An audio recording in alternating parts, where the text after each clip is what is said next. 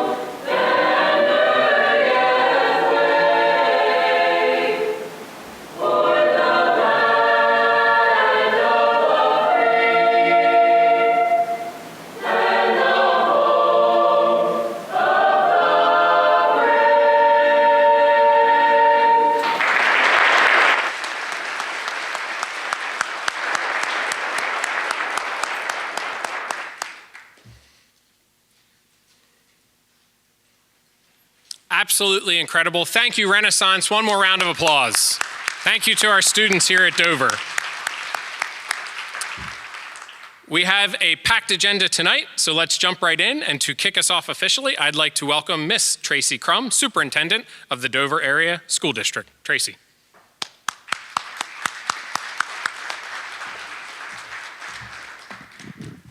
Good evening.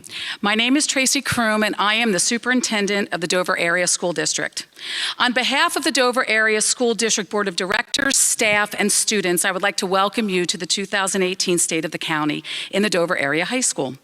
We were honored to be asked to host the event this year and have the opportunity to showcase some of the educational pieces that we feel make the Dover Area School District a very special place for our students and their families.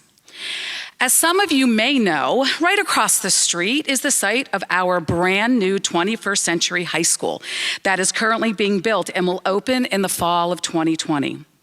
Envisioning this new building, our goal was to preserve our district focus on our successful arts and music program, rigorous academic pathways, and take the idea of every student graduating from the Dover High School being college and career ready, so that our students enter post-secondary education or the workforce with the necessary skills that we now know are needed in today's society. This building has been designed to cultivate a student culture of creativity, critical thinking, collaboration, and communication. We know whether or not we like it, that ongoing change is normal in today's workplace. Whether it's advances in technology or research which tells us that communication and teamwork are essential, we as educators know that we need to prepare our students to be college and career ready the second they graduate from Dover. So in education, what does that mean to us, and who do we need to give you? Well, in Dover, we believe that fostering a culture of creativity and critical thinking at every level allows students to engage their minds and offer solutions to problems that are respected and challenged. These skills give you, employees that are engaged in their work, can think outside of the box and can solve problems that will arise into the future. You had an opportunity tonight to witness this as you enjoyed our award-winning music program, both here and in front of the cafeteria, stepped into classrooms of engaged students and interacted with our staff who understand that education needs to transcend classroom walls and integrate into the community. Beginning in kindergarten, Dover has committed to providing students with a STEM education whose success depends upon the partnerships of schools, the school district, students, families, post-secondary providers, legislators, business, and industry. We are very proud of the grants that we have been awarded, and we recognize and have received and continue to look for opportunities for our students to collaborate with students and adults from around the state and the country to enhance our technical knowledge and know-how. In Dover, we believe that collaboration and communication are core philosophies that need to operate in every single classroom and need to be taught to students just as any other skills. Collaboration helps students think more deeply and develop respect for each other, develop solutions, and challenge each other to achieve at their best. We also believe that good communication skills, whether written or spoken, are necessary for success in the workplace. In Dover, we best model this through our 10 approved CTE programs, which you were able to visit this evening, and through our many business partnerships throughout York County that have challenged our students to think beyond themselves through internships, co-ops, and as being a part of our CTE Occupational Advisory Committee. Additionally, our rigorous academic curriculum is built to challenge our students no matter the path they have chosen. In the Dover Area School District, we recognize that we must respond to this ongoing change with thoughtful planning to align our necessary technologies with our instructional goals to support teaching and learning. Our focus on rigorous curriculum that infuses creativity, critical thinking, collaboration, and communication skills for our students is necessary for students to graduate from college and be career ready. Our resources, both traditional and digital, align with instructional best practices and are implemented by highly trained teachers. Our goal is for this to lead to personalized learning experience for all students so that they are prepared to enter a world where ongoing change is not only the norm, but accepted and appreciated. So once again, I would like to thank you and welcome you and for joining us this evening, and please enjoy the program.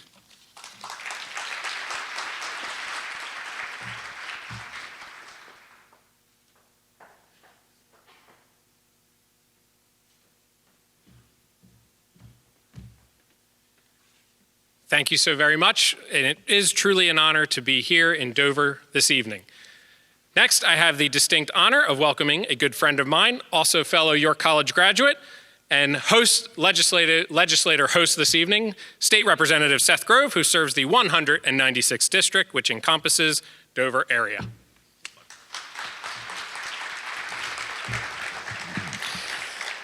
Thank you so much. Welcome to the best House district in the entire state of Pennsylvania, the 196th Legislative District. All others pale into comparison about the greatness of this area.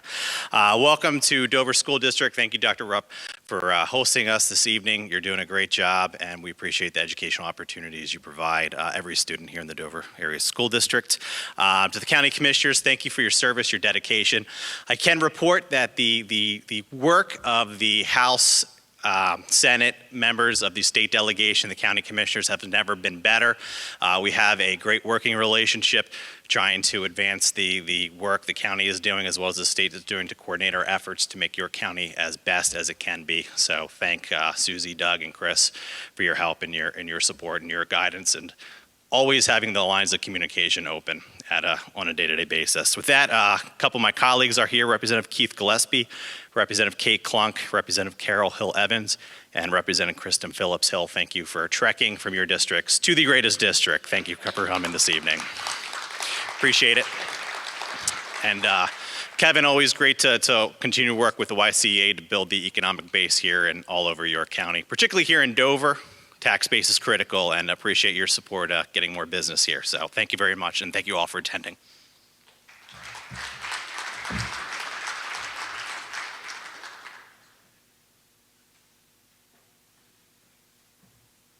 I don't know, Representative Klunk. Last year we were in your district, and we heard a similar sentiment. But thank you, Seth. Thank you, Representative Grove. Tonight certainly would not be possible without your support, without the support of Dover, and our sponsors for this evening. Thank you to Local IQ, to Ascom Electric, to First Energy Corporation, Penn National Insurance, Comcast, Community Courier, Engel Printing and Publishing, Dover Township, Herbert Rowland and Grubik, Inc., and Core Design Group. How about a round of applause for them? And a very hearty thank you to our presenting sponsor this evening, Gladfelter Insurance Group. And here to speak on behalf of Gladfelter is Mr. Scott Rogers, President of the Gladfelter Agency. Scott.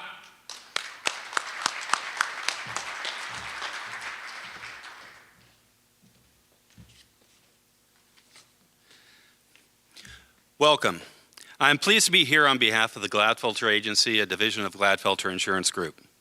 We are proud to be located in York County and to sponsor this state of the county event.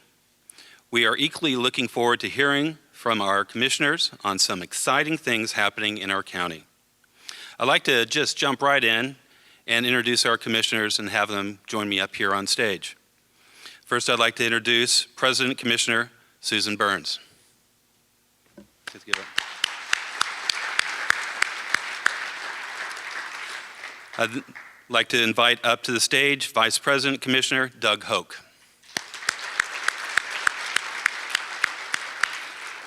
And I understand that Chris is not feeling well right now, and he wasn't able to join us, but I'm sure we're in good hands with the two of these folks. So thank you very much, commissioners.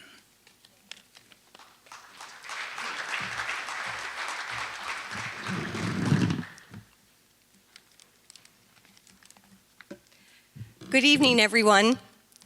Thank you for coming. Thank you for leaving your families, or maybe bringing your families, and coming to the state of the county. I'd also like at this time to thank Cliff Kern, who is with White Rose TV. This is being streamed live.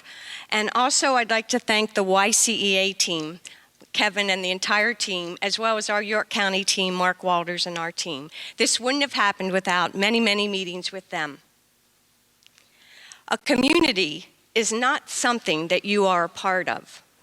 A community is something that's part of you. York County government has over 50 departments. We have who are serving over 400,000 York County citizens. We have over 2,200 dedicated employees. And we have 50 dedicated department leaders that provide services usually for people that are in need. Sometimes we provide services for people that want to get married, but sometimes we have to provide services for people that need death certificates. Sometimes we provide services for our veterans, and sometimes we give farmers conservation plans. We deliver services with professionalism and compassion. York County government also creates public-private partnerships. We can't serve York Countyans alone. That's why we need our public-private partnerships as we strive for excellence to serve our community. At this time, I would like to extend the Commissioner's heartfelt gratitude to our employees and our directors, our leaders. And if anyone who works for York County, if you would stand and be recognized. Don't be bashful.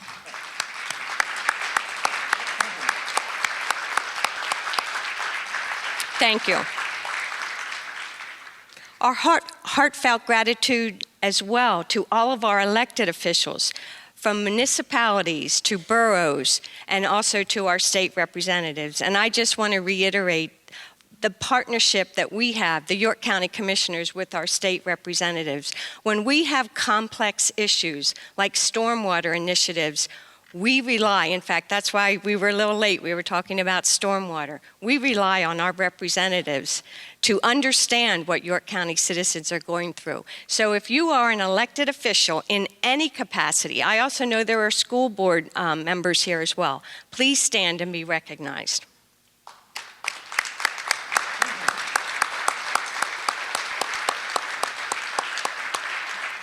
Thank you. I'd also our heartfelt gratitude to all of our businesses, authorities, supporters, and the general public. So anyone that didn't stand to this point, please stand and be recognized.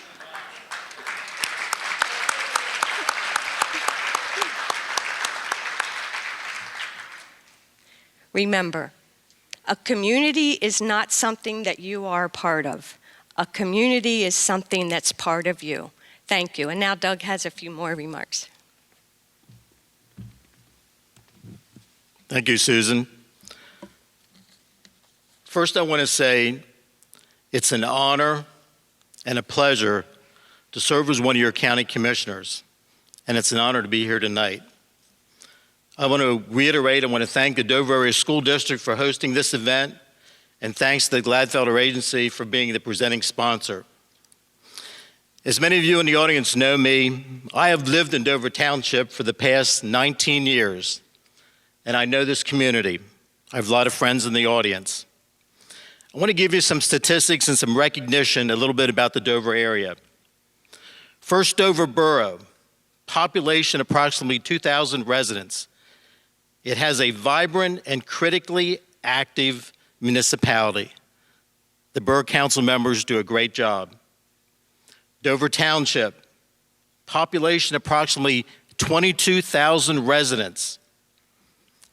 It is the fourth largest municipality in York County by population of the 72 municipalities here in our community. It's a large community. The Dover Township supervisors do a great job. It runs smoothly. I'm glad they're here tonight to be at our State of the County. I also want to recognize a couple other organizations. The Northern Regional Police Department, which provide excellent services to many areas here in York County, led by Chief Bensel. I want to recognize the Dover Area Ambulance Club for their expert service in serving both the borough and the township. Union Fire and Hose 1 for protecting the Dover borough. Dover Volunteer Fire Department, serving the needs of township residents. The Dover area is a rich with heritage and devoted people, an integral part of York County. Thank you for hosting us tonight. And now I'd like to introduce Kevin Shriver to talk about the York County Economic Alliance. Thank you.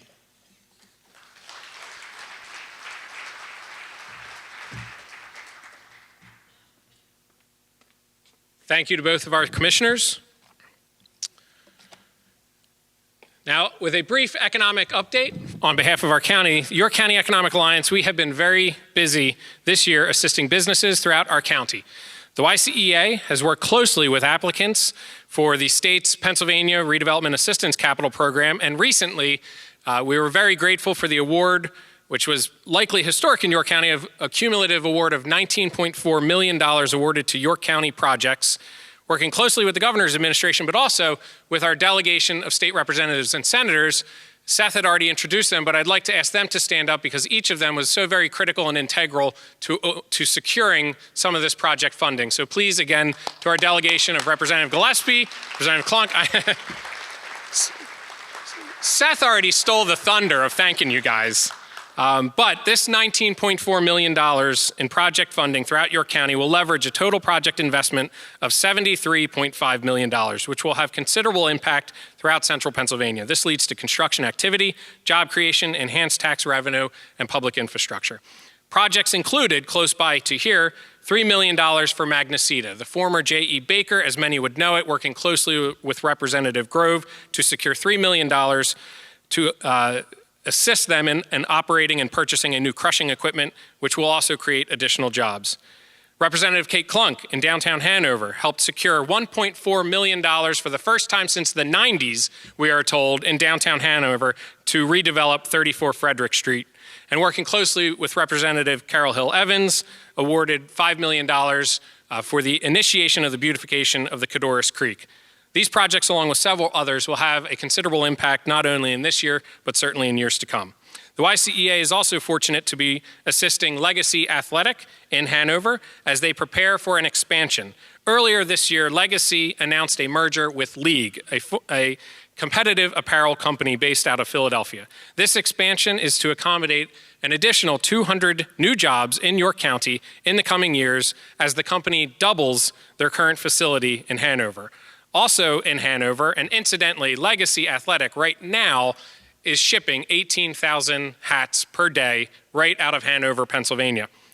Also in Hanover, which has had quite a lot of development this year, the Redevelopment Authority for the County of York, which is staffed by the YCEA, recently, working with our county's Planning Commission, acquired the McAllister Hotel, a long underutilized and had seen better years facility that will now see redevelopment into market rate housing and commercial offices, which will also have a considerable impact in the downtown Hanover revitalization.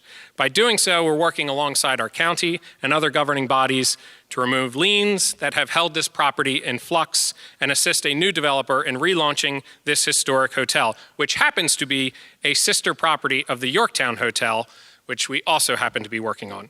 Conversely, on the other side of the county in Felton, the YCEA finalized a loan for Brook Run Farms. It's quite possible you may not have heard about this, but it happens to be one of the most unique and very emblematic of York County niche businesses and quite an economic catalyst for the area. Brook Run Farms is a chicken farm that will, part of this loan is to expand their facility, but they supply chicken embryos to pharmaceutical companies to create flu vaccines. Right here, exported from York County. This loan of $400,000 will allow Brook Run to expand their production by acquiring an agricultural production property nearby. Another tool to assist our county in our county-wide redevelopment efforts was created this year with guidance from our county commissioners and partnerships from the Redevelopment Authority of the County of York, and that was the launch and creation of the new York County Land Bank Authority. This new entity was created to help facilitate the conversion of vacant or tax delinquent properties and bring them back into productive use and back onto the tax rolls. Each property projects that it will provide a different economic development opportunity and will have a strategically planned outcome, whether housing, green space, parking, or the outcome that is determined to be the highest and best use by that particular local municipality. This tool is available to all 72 local governments. Working closely with Representative Gillespie in Spring-It's-Berry Township, in the center of the county, working on Harley-Davidson and their $150 million expansion of the facility, which will bring 450 new jobs to York County, all of which they need up and running by the end of next year. Excitingly, if you have not heard yet, YCEA effected a strategic affiliation with Downtown Inc. Here with us tonight is Silas and his team. Downtown Inc. Is our Main Street expert throughout York County. We know that a healthy city drives a healthy county's economy, and by bringing together our two economic development organizations to achieve our distinct missions, we will increase our capacity without diminishing our impact. We have one simple goal at the core of this endeavor: to increase economic growth across York County, within downtown York, and to assist our other smaller communities in creating downtown Main Street programming. Downtown Inc. is the recognized Main Street programming success. Now the YCEA hopes to emulate that success countywide, working with smaller communities such as Wrightsville, Dillsburg, Delta, or Spring Grove, all of whom who have expressed interest in such programming. We are together for the better. So in summation, York County's economy is stronger, it is healthier, our unemployment rate continues to decline, hovering at 3.8%, which is lower than the state average and on par with the national average. Job production is up. We have many jobs to fill, and working with our great educational providing partners, workforce development partners such as YCAL and many others, we will continue to facilitate that pipeline of employment We have so very much to be optimistic for in our county. In this past year, our organization, the YCEA, has assisted in over $180 million in economic activity in our great county. We certainly do love York County and continue to make things happen. We hope that you have received one of these stickers. If not, we have stuck them on all of your cars while you're sitting here this evening. It is now my great pleasure to introduce Mark Durr, County Administrator, Chief Clerk, to give an overview on behalf of the County Commissioners. Mark.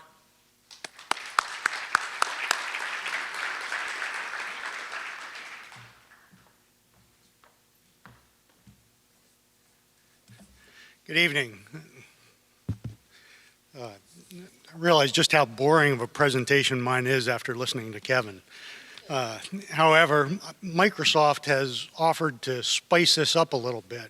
As I was going through this presentation earlier, I found that PowerPoint was dropping headings, it was dropping sections of the pie, it was dropping wording. So I'm not sure what version we're going to get tonight, but if you pay attention real close and you find any of those missing areas, I've been told by a very unreliable source that Kevin has some door prizes for you. They're the stickers. I'm not sure how many of you are familiar with governmental accounting, but governmental accounting basically emulates what is done by corporations.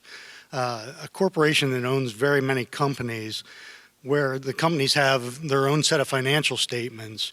However, when you roll all those individual financial statements up, you get the financial statements for the corporation.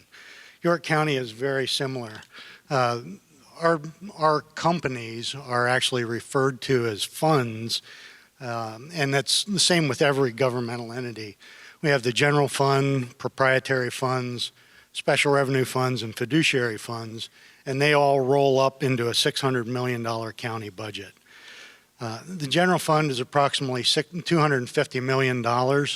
That's money that comes primarily from your tax dollars and pays the overall expenses of the general expenses of the County of York.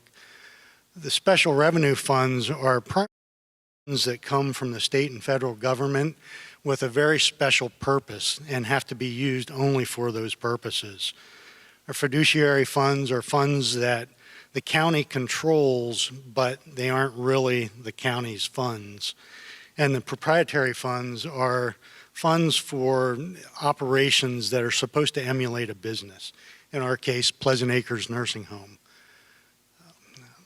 Diving down into these a little bit further, the fiduciary funds are made up of our retirement fund, which is used to pay the retirement benefits for all of our employees. There's about $400 million sitting in that fund, and annually we pay pension benefits of about $21 million. The Tax Claim Bureau is another separate fiduciary fund. Basically, it accounts for the sale of properties and the collection of delinquent taxes. Those monies, again, aren't the county's monies. Those are monies due to the school districts and the municipalities throughout the county, in addition to funds that are due to the county. The OPEB Trust Fund is a fund that was just established this past year by the county commissioners, and I'll get into that a little bit in future slides, but it was basically for monies to pay for benefits for retirees that were hired prior to January 1st of '89. Breaking down the special revenue funds, by far the biggest piece of their special revenue funds is the health choices. The health choices is money that the county receives that's used for our Medicaid population to provide medical services for them. Next biggest piece is children, youth, and families, whose caseload has just exploded over the past several years, primarily because of the Sandusky hearing, and amounts to about $56 million of the special revenue funds budget. The other main area is mental health and intellectual development disabilities, which accounts for about $31 million. The Area Agency on Aging, which serves our fastest growing population, amounts to about $11 million.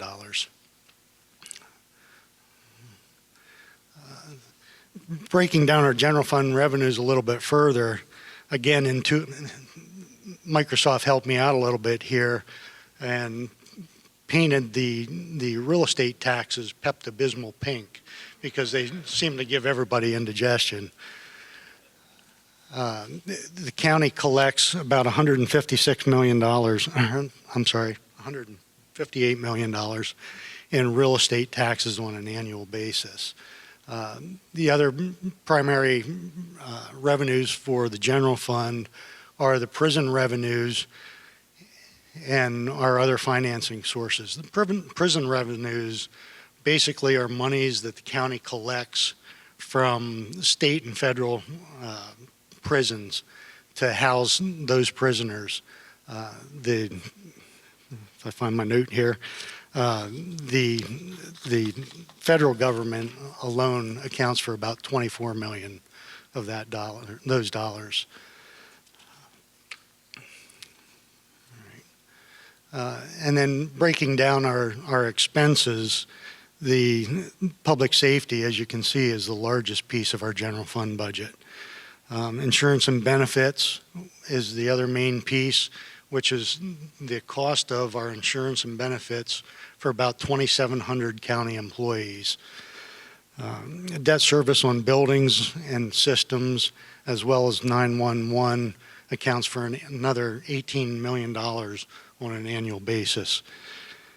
And the operating transfers make up another significant piece, and we'll dig into that in a little bit. General fund administration, as you can see, is broken down into a lot of pieces that you would normally think of as government providing. It's the commissioner's office, the treasurer's office, the controller's office, HR, payroll. Some of the things that you don't think about, though, is Veterans Affairs, tax assessment, voters registration, traffic safety. That's all lumped in under our administrative costs. The judicial piece of the budget, largest pieces of that budget, if you combine the court cost and the cost of the district justices, amount to about $11 million of the $32 million judicial budget. The sheriff's office, the district attorney's office, the public defender's office also make up some significant pieces. And you can't forget about the coroner, the clerk of courts, prothonotary, register of wills, and constables, which are all included in that budget as well. With public safety, as I indicated, the largest piece of the budget, and I know he's here somewhere, the sheriff is here somewhere, is the York County prison budget. But again, if you take a look at the reimbursements from the federal government and the state government, that's also one of the largest pieces of revenues for the general fund. Adult probation also makes up a significant piece of the public safety budget.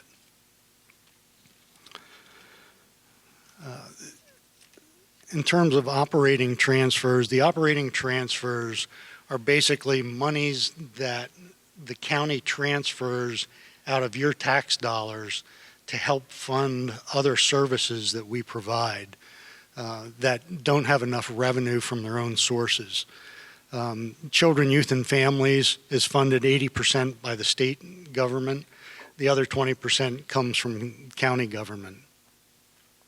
Pleasant Acres Nursing and Rehabilitation Center collects money from Medicare, Medicaid, private insurance to cover the costs of the residents. About $8 million a year from tax dollars went to subsidize Pleasant Acres. York County 911, the majority of the money comes from fees on your telephone bills. But again, the county tax dollars help to subsidize those operations. Same way with Agency on Aging, MHIDD, and domestic relations. Probably one of the biggest or the most controversial pieces of the 2018 budget was dealing with and a discussion centering around Pleasant Acres Nursing and Rehabilitation Center.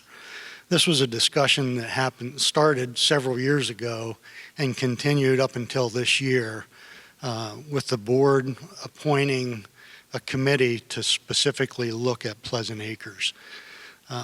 Looking at it as a numbers guy, the decision was a very simple decision. Something had to be done. Looking at it from the commissioner's standpoint, when you've got to look at the human services side of the operation and providing those services, it took a totally different look at the operations. And we had to come up with a balance of the two. Ultimately, the decision was to sell the facility.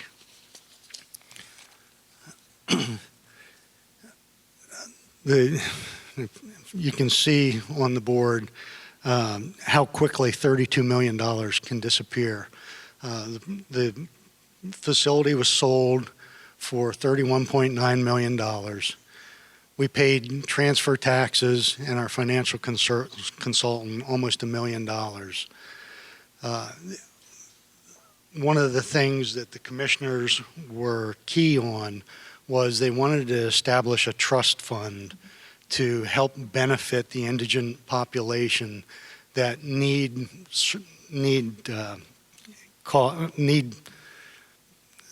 nursing home facilities.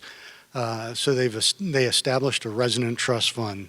The county put $500,000 into the fund, and thanks to Susan's fundraising activities and skills, she was able to convince Premier Healthcare, the company that bought the facility, to put in $500,000 of their own money into that fund. By far the biggest piece is the other post-employment benefits, or the OPEB trust fund that I touched on briefly before. Prior to January 1st of '89, the County of York offered benefits to retirees.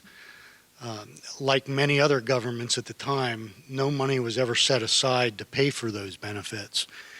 And there was a $135 million liability to pay for those benefits for just the group of employees that were hired prior to January 1st of 1989. This past year, the Board of Commissioners established an OPEB trust fund to start setting aside money to pay for these benefits, and we've been able to bring the liability down to about $85 million. One of the huge pieces of the puzzle for Pleasant Acres is that for Pleasant Acres employees alone, approximately 550 employees, there's a $21.9 million liability for those other post-employment benefits. So $21.9 million from the proceeds of the sale will be going to fund those benefits. Another $3.8 million is being used to pay out the pension benefits for employees that weren't vested when we sold the facility. Another $562,000 is going to pay the accumulated paid time off for the employees. One of the other final pieces to this, even though we've sold the facility, we still have to subdivide the property to transfer it to the new owners, and we're estimating those costs to be potentially as much as $1.5 million. So that leaves us about $2.3 million left from the $32 million sale. So where does that go? We have a union contract with the majority of the employees at Pleasant Acres. That union contract doesn't expire until December 31st of 2018. So we need to basically pay a severance payment to those employees for the last 3 months of the year. We still have outstanding union grievances. One of the things that we did was there was an annex building that was interconnected with the nursing home through a series of tunnels and breezeways, and it made keeping the annex problematic. So one of the things that we did was we sold the annex with the nursing home. We now need to find a new home for those 6 or 7 departments that occupy the annex. And then the other piece of the puzzle is the year-to-date losses. To date, through October 3rd, the sale date of the nursing home lost about $9.3 million. So those additional funds will go to help offset that. As you can see, the true financial benefit to the sale of Pleasant Acres Nursing Home wasn't the $32 million in sales proceeds. The real benefit is that York County will no longer be funding approximately $8 to $12 million a year in subsidies to the nursing home. This is just one example of a positive change for York County's financial future. There's a lot of other smaller changes being made as well, and following are a few examples. In 2015, the Retirement Board passed a resolution to fully fund the annual required contribution to the York County Pension Plan. This was one of the things that's made headlines with a number of municipalities, state government, federal governments, and other county governments, that the pension plans just aren't being funded properly. The Board of Commissioners have taken the steps that in 2015 and all future years, that plan will be funded adequately. In 2016, the Board of Commissioners established a capital reserve fund to fund routine improvements to county-owned buildings and allow for the systematic replacement of approximately 235 county-owned vehicles. In 2016, the Commissioners established an OPEB trust fund to begin the $135 million liability. It's been reduced by 80 to 85 million, and will be funding another 21 million from the sale of Pleasant Acres.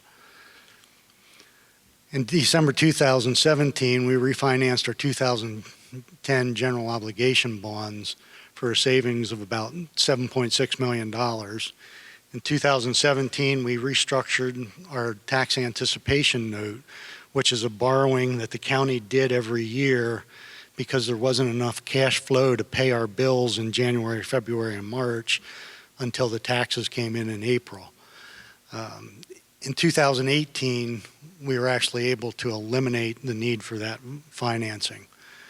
In 2017, we also restructured our tax anticipation note, which resulted in a savings of $70,000. There's an example of what PowerPoint did to me. Duplicated it. These are just a few of the changes that we've made over the last couple of years. There's a lot of other good things going on at the county in terms of our financial future. Stay tuned, and we'll have more to come. Thank you.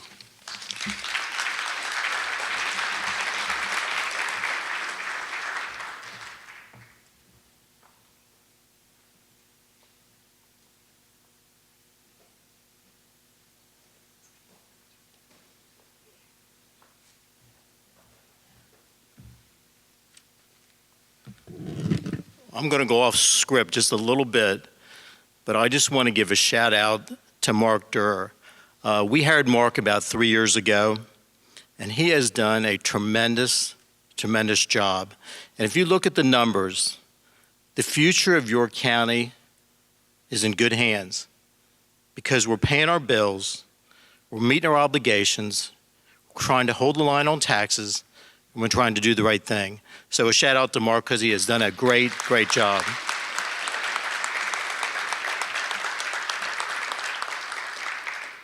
And now we're going to take this opportunity to showcase a few of our departments and our different offices. And to get started, I would like to first welcome to the stage Judge David Eschbaugh to share a few details on the operations of our local magisterial district office here in Dover, Pennsylvania.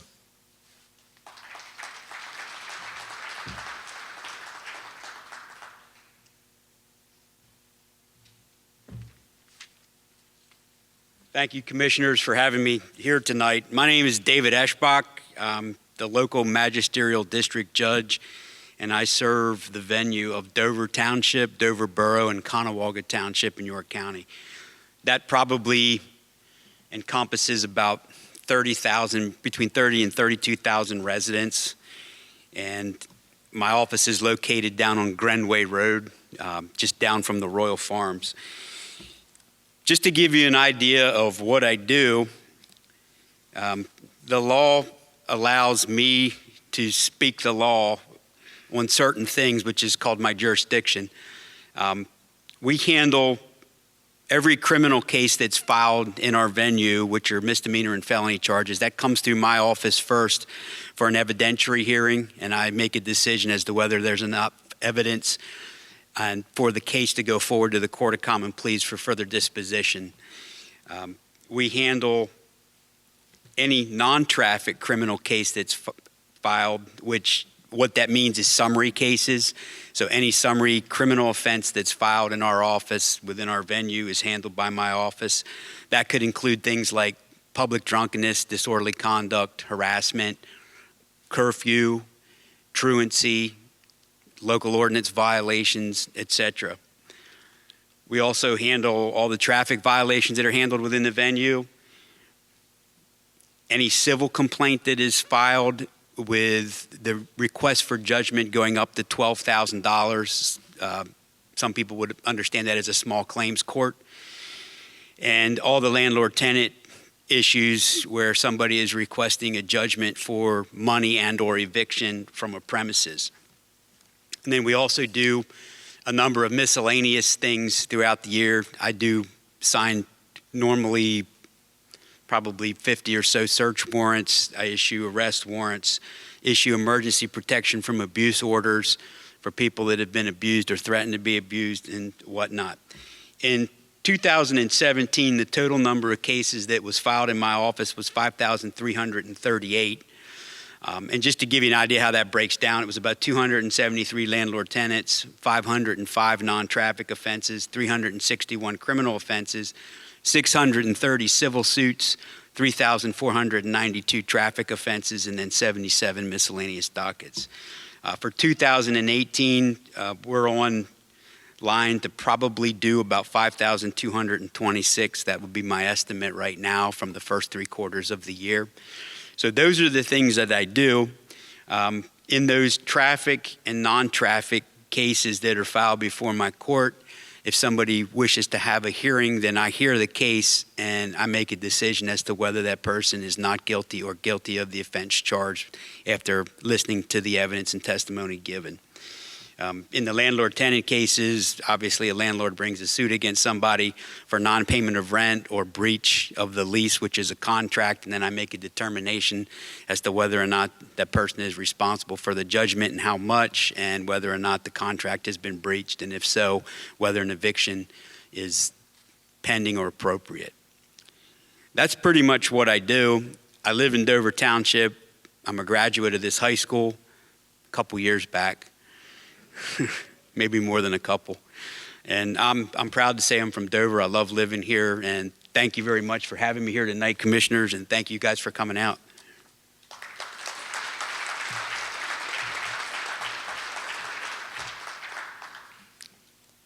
I want to thank Judge Eschbach for being here. Our next presentation will be from the Office of Emergency Management. In a hectic year, this office has managed some of our county's most pressing issues. One we may all remember is August 31st, where many of our neighbors were impacted by floods. Here to share an update on the office is Nuclear Planner Shen Kreiser.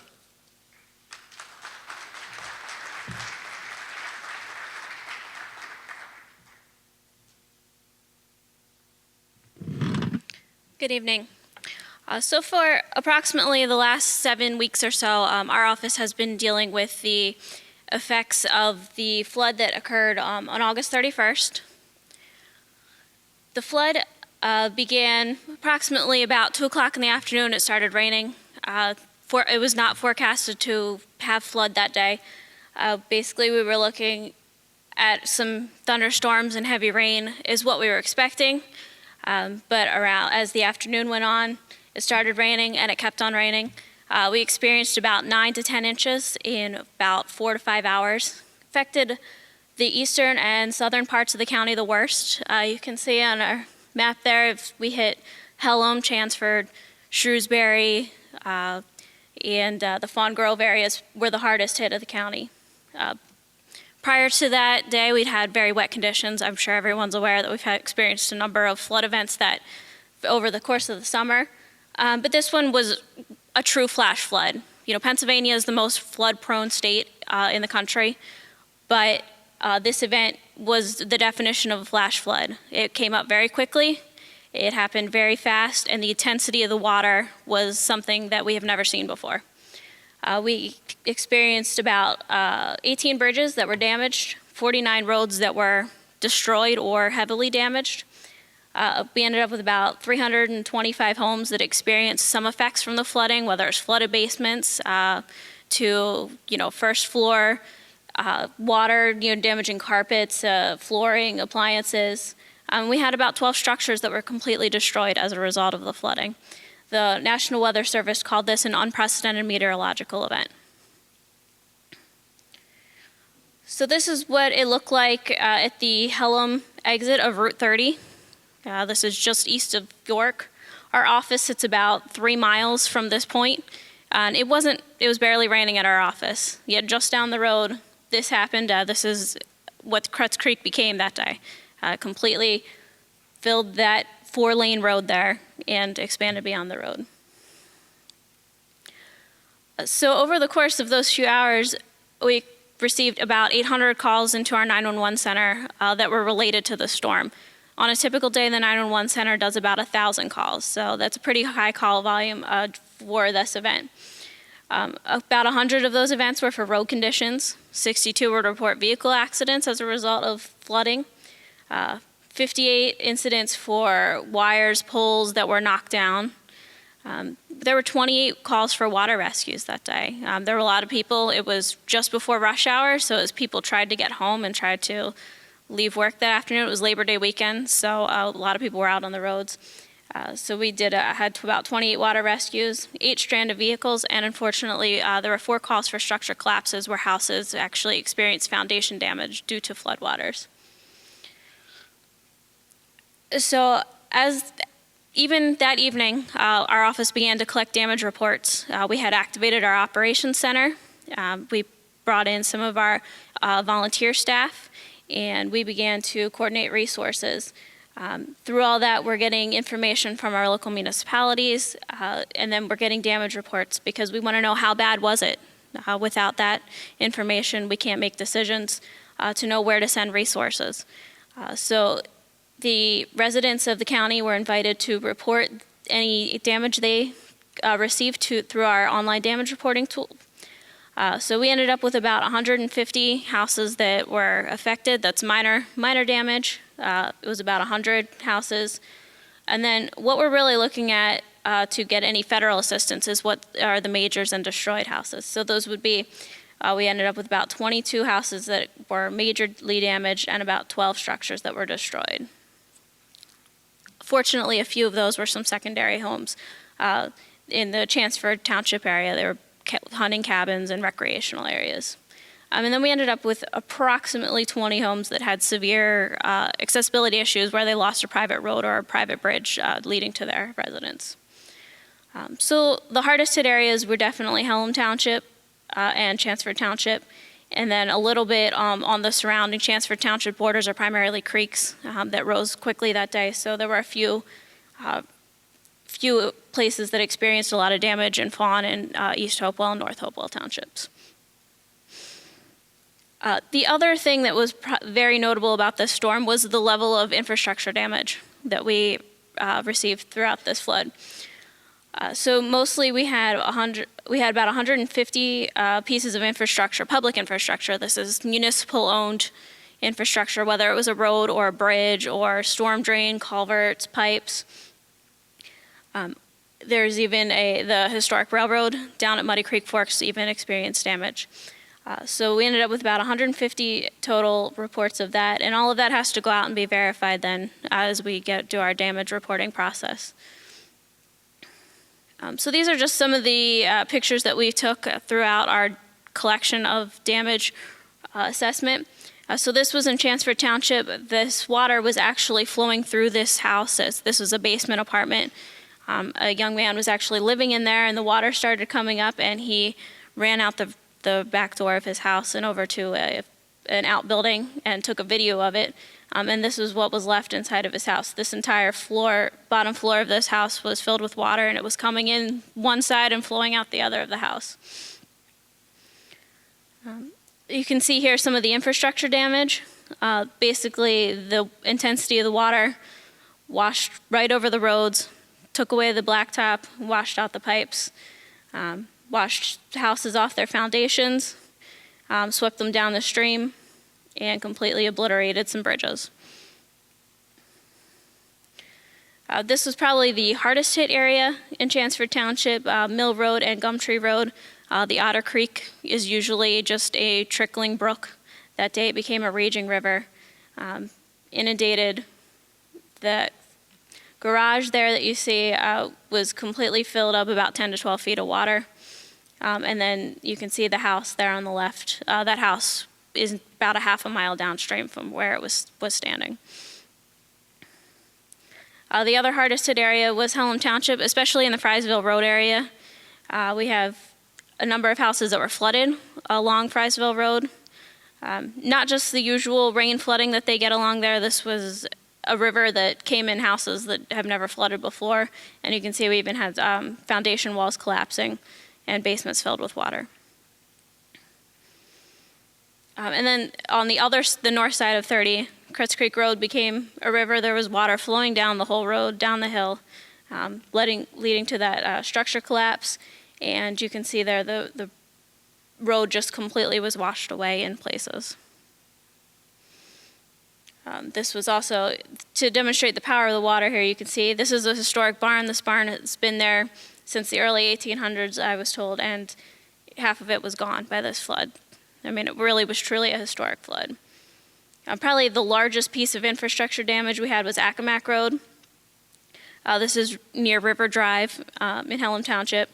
Half of the road is gone. The stream rerouted itself to be closer to the road, removed rock that was under the road, and PennDOT's still working on that, but they've done a great job reopening at least one lane of it to local residents. So I don't want to leave out Fawn Township. They did experience some flooding. This is along a branch of the Muddy Creek Forks there. This was a church that was affected, and its parsonage had water on the first floor.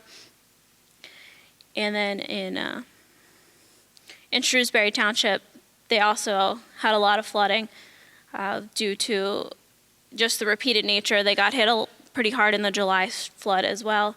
You can see there was a lot of private road and bridge damage and road damage in Shrewsbury Township.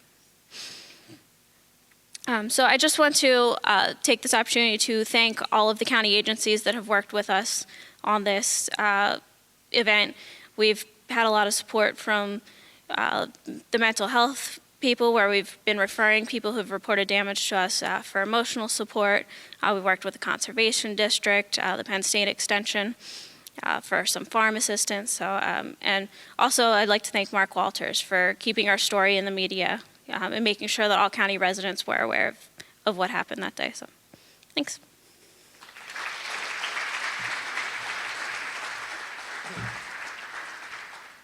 I just want to thank Shen for her update and her hard work. Everybody who works at the Office of Emergency Management does a great job. I also want to give a shout out to our dispatchers. They've been doing a fantastic job when these disasters occur, so they need a round of applause too for our dispatchers. And now Commissioner Burns would like to present Shen with a gold coin here. Sit down there. Oh, here it is. I found it.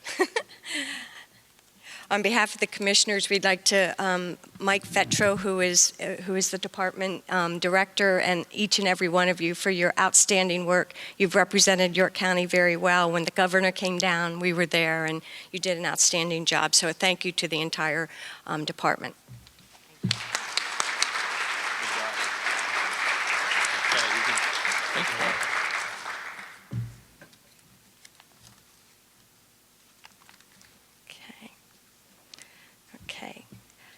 At this time, we also are going to highlight another director and another district, which is the Conservation District. And with us, we have District Manager Mark Kimmel.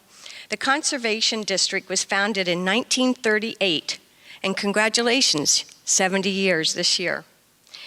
It is, the Board of Directors is led by Jeff Gossert, and the esteemed motto for this group is serving our county, conserving our resources, and preserving our environment. Director Kimmel.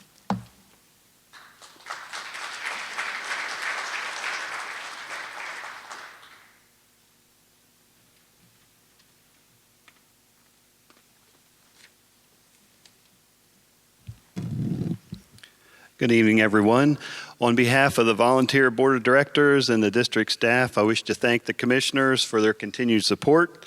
The Conservation District movement grew out of a response to the disaster many of us recall as the Dust Bowl in the 1930s, when the topsoil of the farms of the Great Plains was turned into massive dust storms that reached as far as Washington, D.C.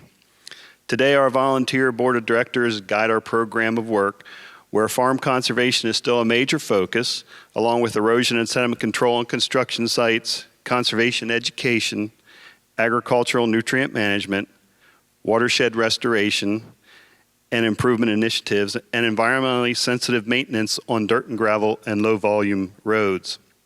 Several of those projects, you saw pictures that were more or less destroyed in the flooding. As in the beginning, today our work involves education, technical and financial assistance with a varied list of private partners, agencies, and organizations promoting wise use and management of our county's natural resources.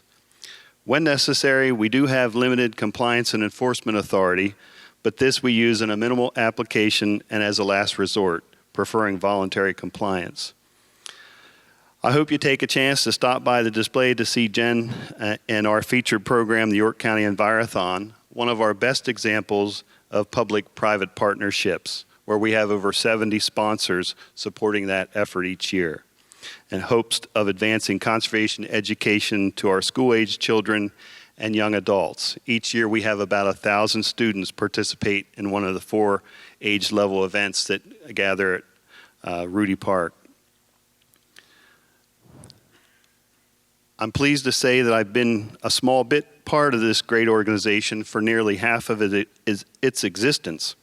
A huge thank you to the many volunteer board members and associates who have given of their time over these many decades to guide and direct the program of work, and our hardworking staff. Thank you again, County Commissioners, for their tremendous support, without which the district would cease to exist. Much of our existence as humans relies on a shallow skin of topsoil in which we grow our food and fiber.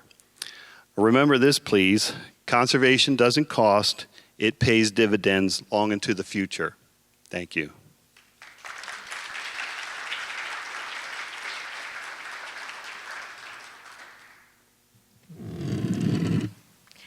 And now I have the pleasure of talking about our Parks and Recreation. And is Tammy here? I don't know if she wants to come up or not. I don't see Tammy. But our parks are 50 years old this year.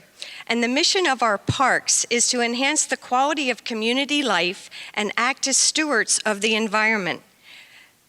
This department acquires, conserves, and manages lands and offers a variety of recreational and educational opportunities. And one of the most favorite, of course, is Christmas Magic. And because it is so popular, we have to change a little bit this year. If you plan to go to Christmas Magic on a Friday, a Saturday, or a Sunday, you must get your tickets online. And so you can have a time ticket so you don't have to wait in line. You can get these at yorkcountyparks.org. You're going to have a better visit and you won't have to wait in line.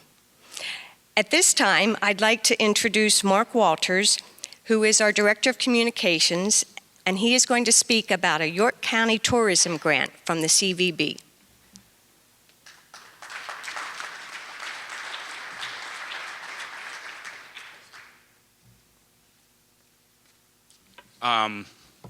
Yeah, I had the good fortune of earning on the county's behalf grant to promote the York County Heritage Rail Trail. It started with a meeting that was organized by the YCEA, and Kevin Schreiber was there. Downtown Inc. was there. The CVB was there. I'm going to forget one.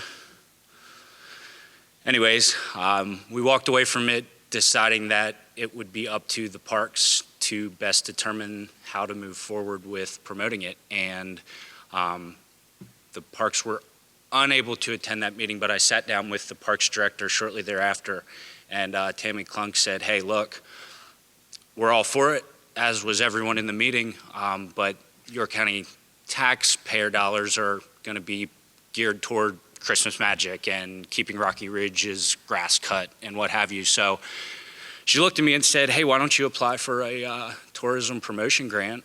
And I did, and I got it, and I'm really happy about it. And I can tell you that it wouldn't have happened had Kevin not said, hey, let's get some people in a room and talk about how we can do this. And he said a strong county and a strong city are important to each other's success.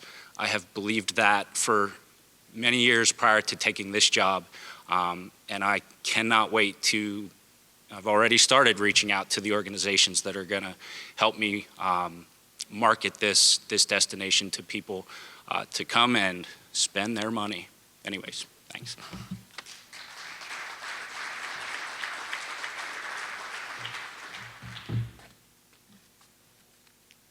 Okay. And now we have a wonderful event for this evening, and that is the State of the County Awards. And, if Doug will come up.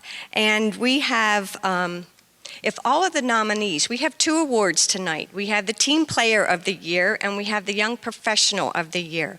And I'd like to thank all the department directors and elected officials that submitted names for this. And if any of these nominees are here, if you would please come up and join us, we would like to give you a gold coin, and then we will announce the winner.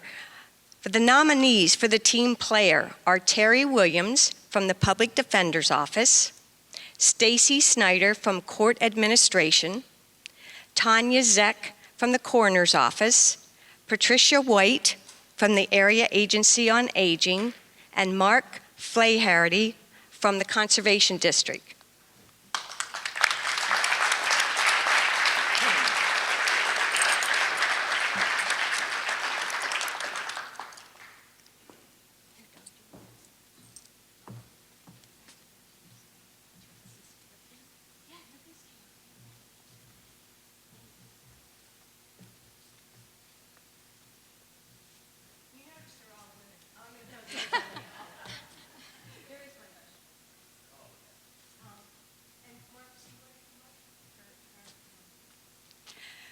The Team Player of the Year is Mark Flaherty with the Conservation District. He was unable to be with us, but Mark Kimmel will take it for him.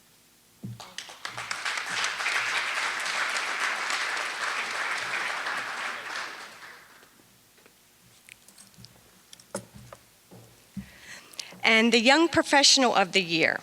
The nominees are Tiffany Crum from the Conservation District, Eric Naylor from the Agricultural Preservation, Holly Ann Snyder from the Public Defender's Office, Janelle Moser from the Area Agency on Aging,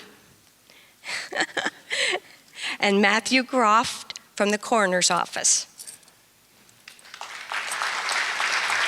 Oh, I forgot the plaque. Okay.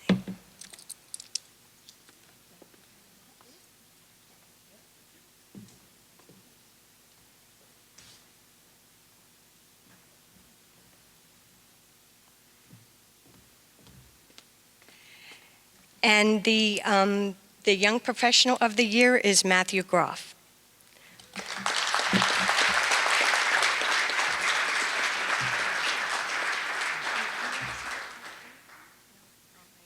All right, thank you. And I have marks. Congratulations to everyone. Thank you.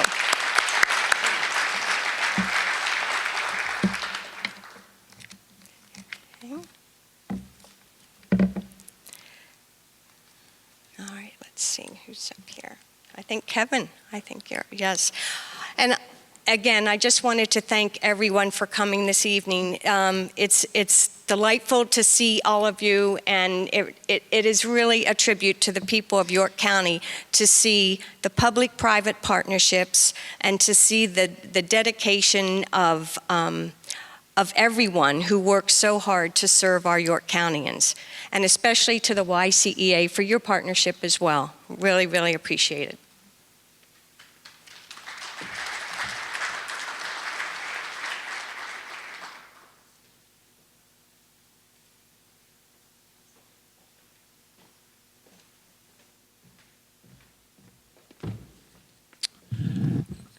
And also an additional thank you to two other elected officials who are with us this evening, our coroner Pam Gay and our district attorney Dave Sunday, for all the work that they continue to do on behalf of combating our opioid epidemic, working with so many others in the community.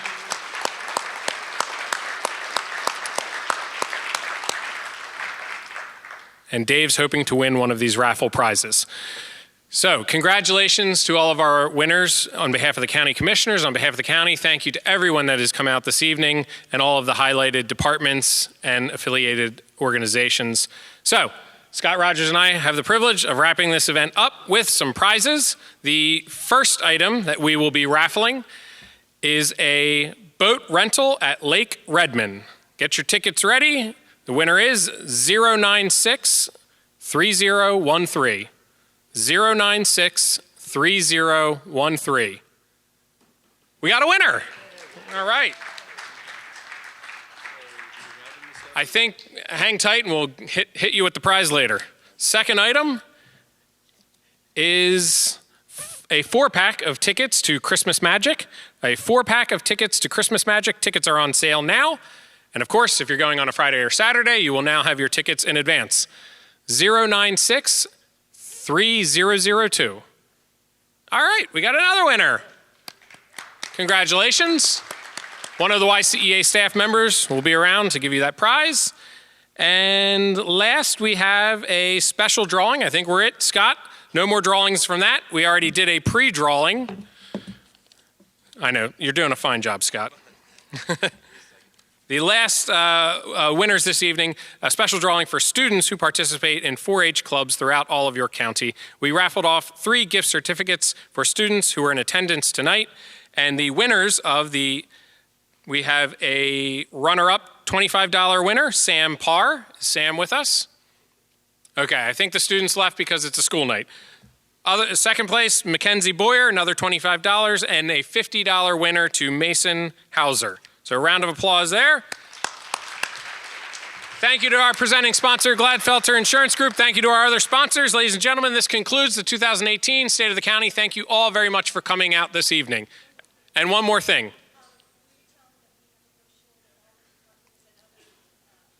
There is swag in the lobby that Commissioner Burns would love you to grab and pick up to learn more about the departments and all of the great work that our county government is working on every day. Thank you all.